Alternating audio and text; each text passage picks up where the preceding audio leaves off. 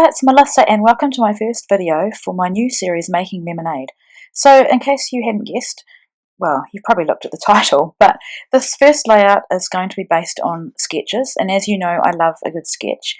So I'm using a sketch today by Laura Whitaker for Stuck Sketches. Laura does amazing sketches and I didn't ever play along with the sketch Stuck, but what I do is when I see a sketch that I love, I just save it to my computer. And it's really a good idea to do this because on days where you've just got no creative flow, they can be pulled upon to use to kickstart your creativity. And I think I've shared before, if you're a regular watcher of my videos, that when I get a new kit or a new collection, I'll often start with a sketch because it's one way that I can just make myself cut into the papers and not have to be overly concerned about what I'm doing. So this sketch called for 2 photos, and I've got these 2 photos of my youngest having a nap, and I can't remember when they were taken. As per usual, I have to go back and look up the date on my computer. Now I just want to say sorry about the light that's coming through there. I was so into this layout that I didn't even notice, but I will notice partway through the video and close my curtain. So I'm using my August Hip Kit, which is absolutely gorgeous, and it's the second to last kit that I'll be getting because I'm on the design team for clip kits, and as much as I love my hip kits, I just wanted to fully represent clip kits, and I absolutely love their kits. They're totally me, and so I'll be taking a break from hip kits as a subscriber. So here I'm just backing my photo on some white cardstock, and one of my photos was cut a little bit bigger than the other, and I'll deal with that in the join by covering it with an embellishment later on in the layout. So I've decided to go with this, it's a grid, I think it's by Amy Tangerine, and I absolutely love it. I'm really into pattern papers and grid patterns at the moment, and for a very long time I've been using white backgrounds, but I've kind of made a switch, and the blue and the yellow work really, really well for these photos because she's got blue and yellow blankets, and I wanted to use that LA Studio paper with the stars on it just because she has been having a nap.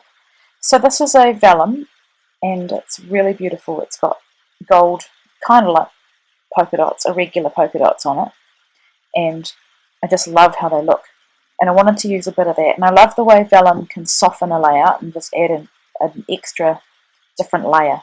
So this, what I loved about this sketch was that it had a lot of layers on it, and rather than being horizontal, which is something I usually do, they were vertical. So that's what drew me to the sketch when I first saw it.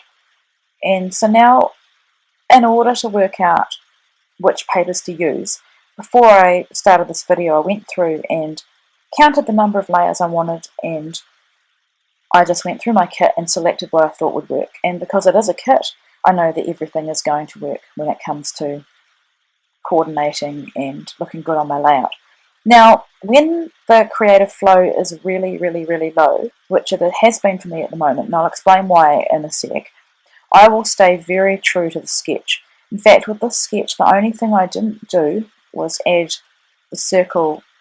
It's implied as stitching, but you could do it with doilies, you could do it with mist, you could do it with paint, you could do it with a paint dauber, you could do it with a brush, you could do it with a stencil, any way you want really. But I just decided to leave it out because I was just happy with not having it. So in the instance of really low creative flow, if you stay absolutely true to the sketch, count the number of papers that you need, count the number of layers, you can even go so far as to match up the patterns. So Laura's sketches will show different patterns for different papers, and sometimes the same pattern will show up more than once, and you can take that as an indication to use the same piece of paper. And so that's kind of what I did on this one, I think. There are some other circles in the embellishment and didn't stick entirely to them, but I was definitely guided by them. And the best thing about a sketch when you've got really low creative flow is that all the thinking is done for you. It's really like a recipe, or probably even better than a recipe, because it tells you absolutely what to do. And there are ways that you can alter sketches as well and make them work for you, and that's probably something that I will look at doing when I do some more videos for this series. So I'm just going to tell you a bit about what's happened recently and why I really wanted to get real. I'm a real person. Hello. I'm kidding. No, I'm actually serious. I am a very real person. I'm one of those people that what you see is what you get. I think Nay from the Scrappery shared on one of her videos that it's just being you is the easiest thing to be. It's too hard to be anyone else, and that's something that I've always ascribed to. And so recently, I think it was 11 weeks ago, I hurt my back, and I've got a 17-month-old, and as you can imagine, a sore back and a 17-month-old and 2 other children does not go well together. I am my children's everything except their dad. I'm the cook probably 90% of the time. I'm the cleaner. I'm the grocery shopper. I am the one that I work from home and I have my little one at home with me all the time, so I have to lift her. Not lifting her is not an option. And that happened, and I've been seeing a chiropractor, and I've just been told I need to see a physio. After that, I shared on another video that I lost a work colleague who was like a mentor to me, and that was a shock. I didn't even know he was sick. And I've had some other personal things that I've been dealing with. And so I am someone that does a lot of exercise normally. Exercising and scrapbooking are my releases, my creative releases. And I was told that the only exercise I could do was swimming, which was great. So about probably 15 days ago, I started swimming, and I'm one of those people that is really hard on myself, and I have high expectations. My husband jokes, and it's kind of serious, that I can't even meet my expectations. So I've been doing lots of lengths in the pool, in the community pool, and the other day I was just swimming up and down, and I love to think while I'm swimming because it's just mindless. At the moment with my back, I'm only allowed to do freestyle, so I just go up and down, thinking. And as I was thinking about, I don't have the reference to the scripture, but the scripture that where God says that He works out all things together for good for those who love Him, and He also says that trials will come, and we have to consider it a joy when we're put through trials. And yeah, okay. Having no creative flow is not a trial compared to some of the things that people in the world have to go through. But scrapbooking to me is my own personal time, and I didn't want to take a break. I want to keep creating, but there's nothing worse than sitting at your desk and looking at your beautiful products and nothing happens.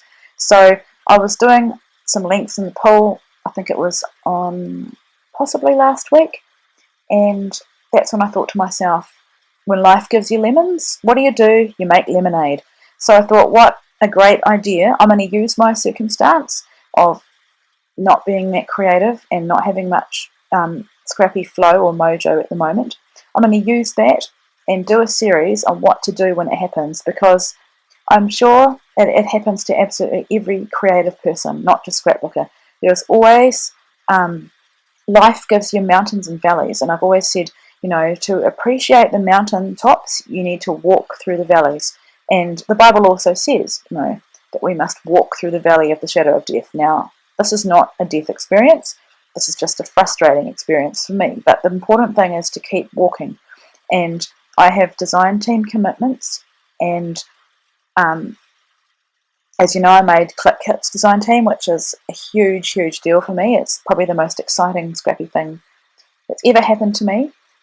Making my first design team, Let's Get Sketchy, was also up there as being really, really awesome. It's a goal of mine, was to create for a kit club, and so losing my scrappy mojo in the middle of all of this is not a good thing. So I thought, right, how can I work this together for good and show you that you can actually scrapbook? Now, another thing about me, when I was pregnant with my third, I had hyperemesis, and I was hospitalised 4 times. Now, because I'm hard on myself, I didn't want to not meet my design team commitments, and I was able to scrapbook through hideous vomiting and nausea I just did it in small increments. So I'm not a superhero. I don't have a cape. I'm not Superwoman. I'm just a crafty, scrappy girl from New Zealand who loves the scrapbook and doesn't want my circumstances or my feelings to get in the way of being creative. So that's what that's what my series is all about. And I've shared nothing about this layout, but if you would have watched while you're listening, you'd see that I'm really just following the sketch. And staying true to the sketch is a really, really easy way to kickstart your creativity. Now, I have no idea how many layouts I'm going to make. I'm not going to commit to a certain day because I found with my Child-Free Friday that when life did get in the way, I wasn't able to deliver on that. So I'll just make them as I feel and post them whenever I'm ready. I've got lots of ideas. I'm getting more and more ideas all the time, and I'm sure that my creative flow is going to return through this process. So here I'm pulling in some, back to layout, some October afternoon stickers from last month's hip kit, and I've just called it Cute Napper because it's a daytime sleep for her. And here I'm just adding my journaling, and I'm just putting it in that gap underneath the title and my circular embellishments. This kit is, oh my goodness, so beautiful, and I'm really glad I'm doing this series because it's going to push me to use it up. And I'm not just going to use my hip kit, I've got some other ideas as well. So I've got some close-ups coming, and I hope you enjoy this new series. I'm really going to enjoy bringing it to you, and let me know what you think in the comments. And maybe you've got some videos where you've struggled with your creative flow, and link me up and I'd love to go and see them. Thanks so much for watching, and I'll be back again soon. Bye.